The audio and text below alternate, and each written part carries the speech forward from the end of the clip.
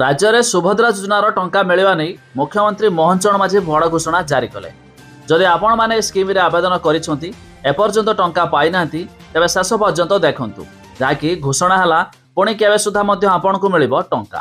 ता पूर्व वीडियो को लाइक करंतु सब्सक्राइब करना थिले एबे सब्सक्राइब करी पाखर थिवा घंटी चिन्ह को दबाइ दियंतु। तेबे आपण भी जानिछंती सुभद्रा योजना रे प्रथम किस्तीर तृतीय पर्याय टंका मिल सारिछि। एबे बाकी रहिछि चतुर्थ पर्याय टंका आसिबाकु नै। एही मध्यरे मुख्यमंत्री मोहन चरण माझी आउ एक बड़ घोषणा करिसेंती कि महिला को आसंता मार्च 8 रे सुभद्रार द्वितीय किस्ती टंका मिलिबो।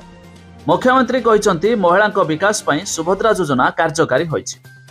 तेबे वर्तमान सुधा 80 लाख रु ऊर्ध्व महिला को सुभद्रा योजनार सामिल करे सारलाणी। एथिरु केही मध्य बाद पड़िबे नाही चालिछि सर्वे। तबे योग्य हिताधिकारी को निश्चित सुभद्रा टंका मिलिबो। तेबे मुख्यमंत्री तांको अभिभाषण रे कहिसेंती देश पाई जीवन को उत्सर्ग करने संग्रामी को श्रद्धांजलि जनाई। तेबे नवेम्बर 24 तारिख सुधा 3 पर्याय रे सुभद्रा टंका प्रदान करा जायछि। तेबे जनवरी शेष सुधा सुभद्रार प्रथम किस्तीर चतुर्थ पर्याय टंका मिलियो बोली किछि दिन तळे उपमुख्यमंत्री प्रभाती परिडा सूचना दैथिले। तेबे जनवरी रे चतुर्थ पर्याय टंका मिलिबाकु थिबा बेले मार्च मासरे आसीबो द्वितीय किस्तीर टंका अर्थात जो माने पूर्वरु टंका पाइछंती सेमानकु मध्य आउ 5000 मिलिबाकु जाउछि। हेले जानि रखंतु एही टंका पाइबा पूर्व आपण मानकु ई केवाईसी कराइ नेबा निहाती जरूरी।